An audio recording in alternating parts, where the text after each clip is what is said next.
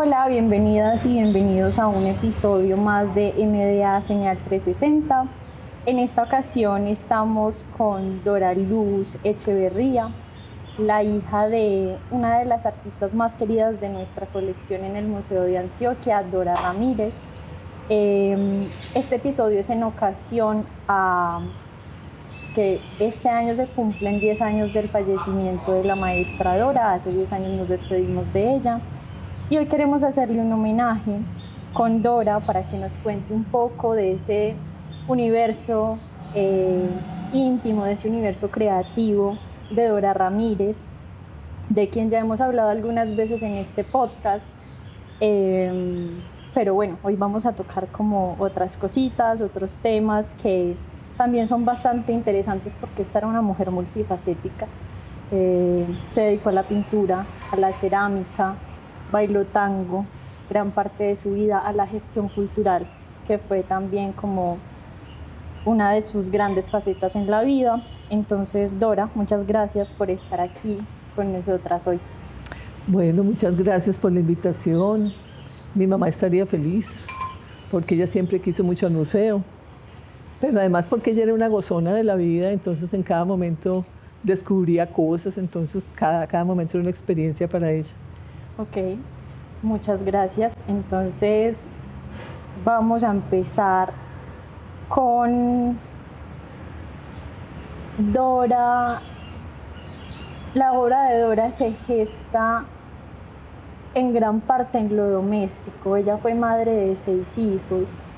Y yo quiero volver a ese momento en el que Dora empieza a pensar en pintar, en el que Dora empieza a pensar en priorizar el arte. Para ella creo que era como el arte y sus hijos, la vida. Ella quería ser en la vida ella misma, y de eso vamos a hablar más adelante. ¿Cómo es que empieza a hacer ella eso? O sea, ¿en qué momento es que ella decide con disciplina empezar a hacer su arte? Y cuéntanos un poquito de qué recuerdas de esa época, cómo eran esos días. Bueno, mira, mi mamá pintaba cositas, pero muy poquito, realmente. Pero siempre tuvo como mucho afecto por la cultura. Entonces nosotros, hubo una época en la que vivimos en Boyacá, en Belencito, Acerías Paz del Río, y allá había muchos extranjeros y había la posibilidad como de compartir la música, el teatro, en fin, ¿cierto? Desde su punto de vista, desde su punto social, pues que ella era la señora pues, del vicepresidente, ¿cierto? Entonces, después se vinieron para acá y aquí ella no encontró eso, porque aquí ella le parecía que los clubes, que la cosa, toda esa cuestión social y todo como una cosa muy superficial. Y coincidencialmente, mi hermano menor, Joche, entró al colegio. Sí. Entonces ella dijo, bueno, entonces ya sí, yo como mamá ya me voy a poner a estudiar también. Entonces entró al Instituto de Artes Plásticas, que posteriormente fue la Universidad de Antioquia, la Facultad de Artes. Sí. Ella hizo su carrera toda, desde los dibujos iniciales, la composición, los bodegones, los modelos, todo. Y allá encontró pues, a una generación de artistas jóvenes que estaban empezando también, Óscar Jaramillo, Martelena Vélez, Rodrigo Callejas. Bueno, Callejas ya estaba pues, un poquito más. Pero entonces ella, la casa de nosotros era muy cerquita del instituto, entonces allá ella iba con sus compañeros. Sí. Entonces yo me acuerdo nosotros pues muy chiquitos y toda la cosa, la gente empezó a llegar allá y ella además empezó a ser muy amiga de Manuel, de Óscar Hernández, de Manuel, pues Manuel Mejía. Sí. Entonces se volvió como una especie de casa de la cultura, allá iban todos. Iban inclusive pues los prohibidos, ¿cierto? Iban los nadaístas, por ejemplo. Sí. Sí, Gonzalo Arango, Eduardito Escobar, J. Mario, en fin. Y era una época muy, muy bonita porque pues allá no se sentía ninguna censura, nada, ¿cierto? E incluso hubo una carta que le mandaron a mi abuelo diciendo pues que mi mamá, que cómo recibía homosexuales y que cómo recibía a los nadaístas y tal cosa. Y mi abuelo era una persona pues no contradictoria, Sí. pero sí un poquito porque él era de los Caballeros de Santo Sepulcro. Okay. Y sin embargo llamó a mi mamá y le entregó la carta y le dijo, vea, yo confío en usted. Entonces, sí, es muy lindo pues como eso, ¿cierto? Claro. Entonces, bueno, ya mi mamá empezó pues En esta carta, demos un poquito de contexto de esa carta, Sí. porque ahí decían, era anónima y le habían dicho algo así como que tenía que corregirla. Sí, sí, que o sea, como porque una como un persona que se había separado de su esposo en esa época, pues la separación era lo más horrible del mundo. Sí. Pero realmente en el caso de nosotros, pues fue que mi papá pues consiguió un trabajo muy bueno en Panamá, mi mamá no se quiso ir por nosotros. Sí. Y bueno, eso se dio pues ahí dentro de una manera muy civilizada, digamos, ¿cierto? Ok. Ella nunca nos habló ni mal de mi papá, ni nada, ¿cierto? Y mi papá venía y nosotros salíamos con él. Y Claro. era una cosa pues como muy bonita de reconocer al otro. Pero entonces mi mamá entró además en el mundo de la lectura, conoció a Fernando González, Sí. el maestro pues Fernando. Mi mamá le mercaba a Margarita, a la señora de Fernando. Todos los martes mi mamá venía desde el centro, paraban allá, Margarita le daba una listica. Mi mamá se iba hasta Grulla, que era en Envigado, Sí.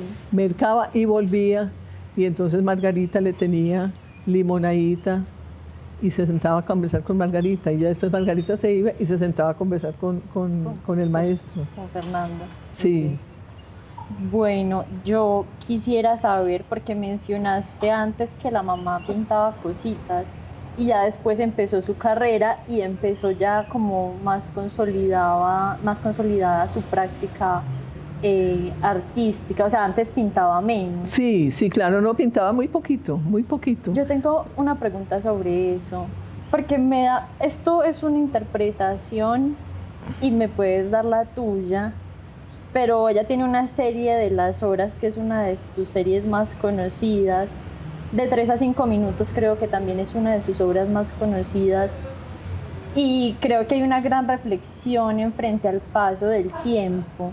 Yo quisiera saber si a Dora le preocupaba de alguna forma ese paso del tiempo, o ella lo vivía como la cotidianidad y como de una forma como más presente, porque también o sea, como que tengo el dato de que practicaba yoga. Entonces no sé si eso también influyó como en su forma de ver la vida, ver el presente, o si había algo más como de ya me quiero dedicar a mi práctica artística, el tiempo pasa. ¿Cómo lo ves? A ver, realmente mi mamá le llegaban las cosas, tan lindo, sí. Cuando aquí no se hablaba de yoga, es que mejor dicho, había muy poquitos. El doctor José Hernán López, que era una maravilla, pues el bioenergético y todo, iba a darle clases al patio de Caracas, de la casa de Caracas, que tenía un patio, le iba a dar clases de yoga. Entonces ahí en ese momento todos los que estuviéramos recibíamos la clase de yoga con ella. Pero mi mamá sí tenía una cuestión, y ella decía, mira, un matrimonio se daña por un minuto, que es de 3 a 5 minutos, sí. Porque entonces ella era muy charla y decía, no, se pasa un minuto el huevo y entonces ya el señor sale furioso y entonces ya se acaba la casa, ¿cierto? Sí. Y la serie de Las Horas sí fue como una especie de reflexión, pero era una reflexión muy a partir del dibujo, y no filosófica, pues, digamos. Okay. Aunque ella sí la sabía. Por ejemplo, tenía un cuadrito que se llamaba Lenguas para la hora del té. Era una bellecita, porque entonces eran todas las señoras, las lenguilargas, haciendo el chisme. E hizo muchos bodegones precisamente inspirados en esa vida tan, pues es que uno no podría decir ni limitada ni no, porque cada persona pues tiene su su manera de vivir, ¿cierto? Sí. Pero sí tan enfocada en lo que no es, ¿cierto? Ok. Sí. Entonces, ella... Y después empezó a hacer sus mitos, Ujú. ¿cierto? Ella siempre dibujaba y pintaba en la casa, en el patio.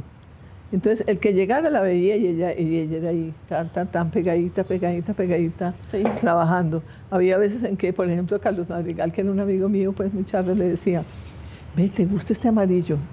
Entonces Carlos le decía como que no, dice, ay, sí es cierto, más bien echémosle rosadito. Y ella era una persona sin edad. Ella se relacionaba con cada persona a partir de lo que era, tanto generacionalmente como vivencialmente, ¿cierto? Sí. Si ella veía a un artista, entonces ella era artista, pero si veía, por ejemplo, el tango, ella lo vivió intensamente hasta el final de la vida, pues, porque después de que Manuel se murió hicimos Aire de Tango. Ujú. Entonces ella se dedicó a eso. Y si vieras la belleza que era mi mamá, por ejemplo, en los barrios, cuando íbamos a presentar pues las funciones en todas las casas de la cultura de Medellín, hicimos funciones. Pero entonces, por ejemplo, yo me acuerdo mucho de Santo Domingo, que era una loma así grandísima, y mi mamá con unos tacones y con su cosa roja, y no, de una belleza, pues, porque ella hacía de Juana Perucha, que es una puta vieja, Okay. de Aire de Tango. Sí. Entonces mi mamá era Juana Perucha, entonces ella era así. Y entonces los muchachos, la cosa más hermosa, cogían y la subían, y ella decía, yo flotando entre estos hombres tan lindos. Sí. No, era una belleza. Bueno, alguna vez dijiste que ella sabía armonizar muy bien los distintos aspectos de la vida sin pelear Sí. con lo fundamental. ¿Qué era lo fundamental para ella? ¿Sus hijos? ¿O hay algo más? No, ella no creía en pelear. En pelear. Sí. Ella tenía una frase muy linda que se le había dicho mi abuela, o por lo menos nos contaba, que era suave en las maneras, fuerte en el contenido. Y mi mamá siempre fue así. Mi mamá no se veía ni peleando ni nada, no, pero, ay, que es que Dora tal cosa, ay, que digan lo que quieran. Eso no importa, yo no me voy a poner a pelear. Ellos se quedan con el rencor. Sí. Y tenía una frase hermosa que era odiar fatiga. Ella nunca odió a nadie. No estaba de acuerdo con las personas, pero tampoco entraba en polémicas. No, ella decía, ¿polémica para qué? Si es que uno es lo que es. Sí. Y realmente ese fue su meta, fue eso. Y a nosotros siempre nos enseñó eso. Lleguen a ser lo que son. Sí. No miren para otro lado. Enfóquense. ¿Y cuándo crees que ella logra alcanzar eso de ser quien ella era? Y no sé si hay alguna relación con mitos, porque es que es curioso que ella pinte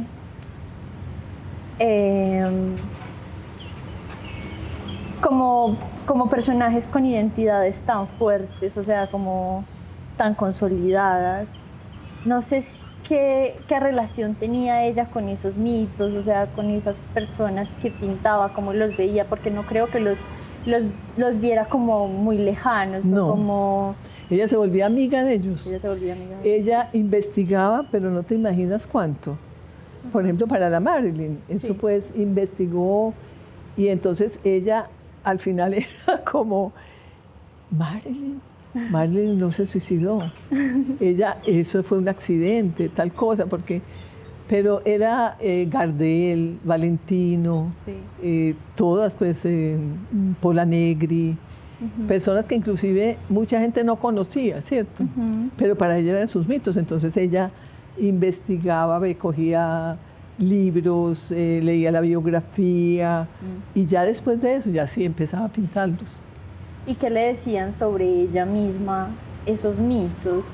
O sea, ¿esto tiene algo que ver con su búsqueda de ser ella misma? Sí, claro, porque cada uno de esos mitos, pues para ella eran mitos, ¿cierto? Pero eran pues personajes con unas identidades tan claras, ¿cierto? Ajá. Sí.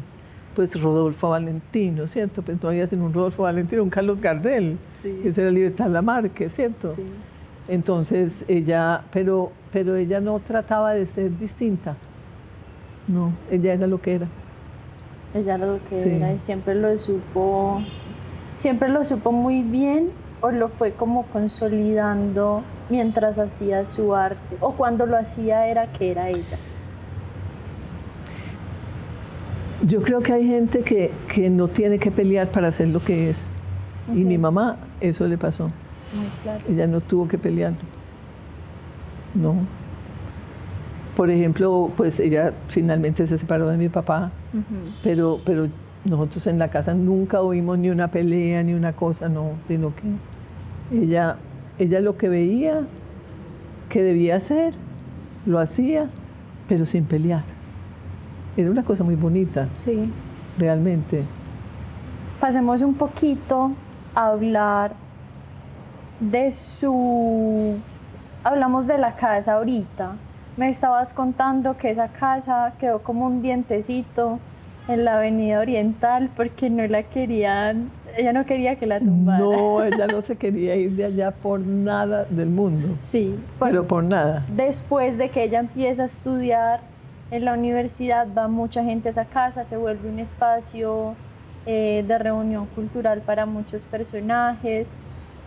Cuéntanos un poquito de esa época y qué significó para todas estas personas como que la casa se derrumbara, o sea, como que dejara de existir. Pues yo no sé qué, no sé realmente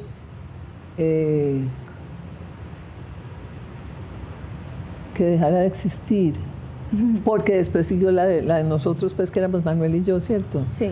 Pero de todos modos, esa apertura de ella, esa generosidad. Por ejemplo, una vez vinieron los del TEC, de Enrique Buenaventura, el teatrero pues, de los más importantes, y entonces fueron al Pablo Tobón, y ella invitó a Enrique. Y entonces fue pues para la casa, y de pronto empezó a llegar gente.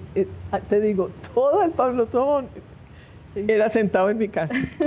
Era una cosa así. Y a ella le parecía muy bien. Entonces le decían, Dora, ¿y vos qué vas a hacer? Y dice, yo, sentarme y gozar todo esto. Y se sentó y nadie supo. Pues entonces había gente que se iba para la sorpresa y traía pasteles de pollo, había gente que tal cosa, traían trago y eso era, ¿cierto? Era una generosidad pues impresionante con su espacio y con todo. Y importantes, muchos pintores muy importantes fueron muy amigos de mi mamá. Sí.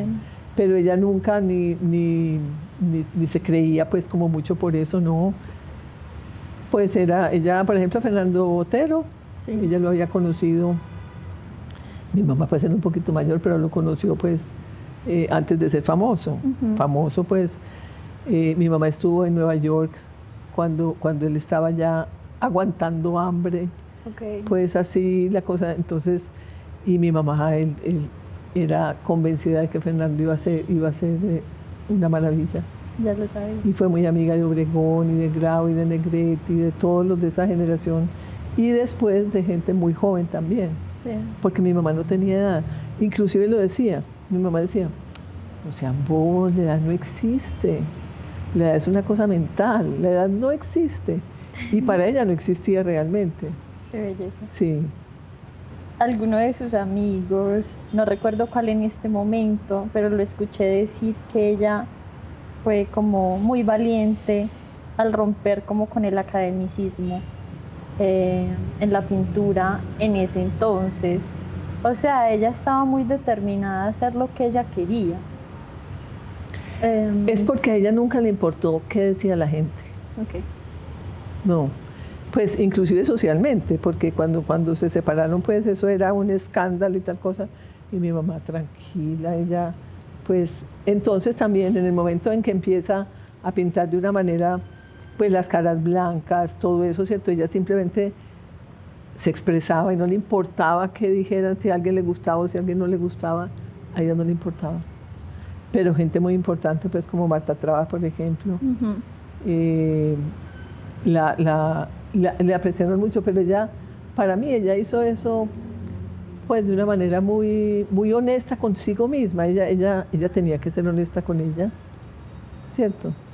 Y entonces rompió con todos los paradigmas, porque los paradigmas de composición, de colorido, de todo eso, pues ella, por ejemplo, ahora que veo allí la guajira, ella se encarretó con las guajiras después de hacer los mitos. Y entonces empezó a estudiar la guajira. Nunca estuvo en la Guajira, pero vio todos los documentales y vio todas las fotos de la Guajira, y entonces empezó a hacer sus guajiras, que era un homenaje a la mujer guajira, ¿cierto? Y ella decía, eso es la libertad, ellas cogen esos vestidos y se hacen así, y era encantada con eso, e hizo una serie muy grande de guajiras también. Okay. Ya para terminar, quisiera hablar de una faceta de Dora de la que no se habla mucho, pero que creo que es muy importante, que es su papel como gestora cultural acá en la ciudad. Que cuando empezó esa determinación de ella de emprender pues como ese camino, y cuáles eran como sus luchas más constantes. A ver, yo diría que más que luchas ella sentía un placer ayudando. Okay. ¿Cierto? Sí. Entonces, por ejemplo, yo te comenté que el Museo de Antioquia, de alguna manera, pues obviamente toda la gente que estuvo ahí, ¿cierto? Leonel Estrada, María Elena, todas, pero la persona que hizo que el Museo de Antioquia se llamara Museo de Antioquia, para que Fernando Botero pudiera donar las obras, fue mi mamá. Sí. Y antes, por ejemplo, había hecho a ella la vida como que las distintas facetas se le juntaban, ¿cierto? Entonces hicieron un desfile de modas para eso fue muy bonito, porque artistas y literatos diseñaban los vestidos, y entonces todas las modelos, todo eso era gratis. Y después lo presentaron en el Unión, lo presentaron en la Medellín, para poder sacar la colección de papel sobrante. Okay. Entonces ahí, por ejemplo, ella era vital, ella era pegada a ese teléfono todo el día ve fulano, tal cosa. Entonces, pero es que ella era una enamorada del hecho cultural, viniera por donde viniera, ¿cierto? Sí. Pues de conferencias, o que fuera literatura, o que fuera pintura, o que fuera cerámica, en fin. Ella tenía esa cosa de la creación, ¿cierto? Y le daba a la gente muchas pilas. Hey, vos sos buenísimo, tal cosa, lo otro, ¿cierto? Y entonces, si había que hacer algo con él, lo hacía. Pero ella nunca se creyó gestora. Ok. No. Nunca lo consideras. No. Era parte de su vida. Sí. Y, por ejemplo, el tango, la primera academia en el Poblado, fue el profesor de mi mamá, Fernando González se llamaba también, y puso La magia de tus bailes. Y de ahí empezaron a reproducirse pues una serie de academias y de cosas muy importantes.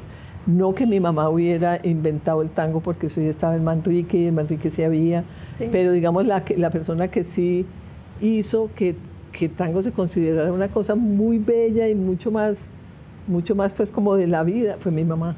Okay. Qué bello. Sí.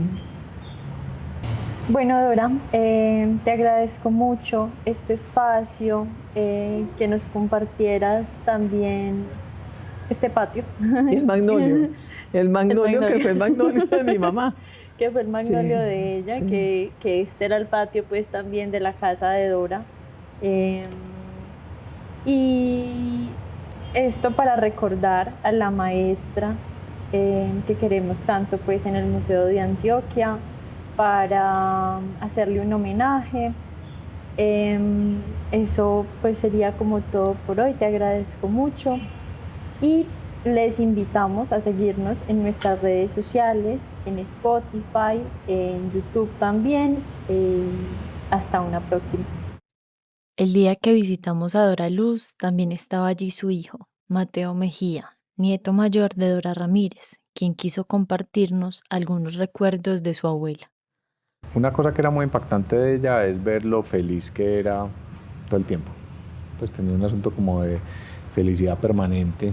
Yo creo que eso estaba ligado como a hacer en la vida lo que ella quiso, o ser valiente para tomar la decisión de hacer lo que quería, que eso no es simplemente porque sí.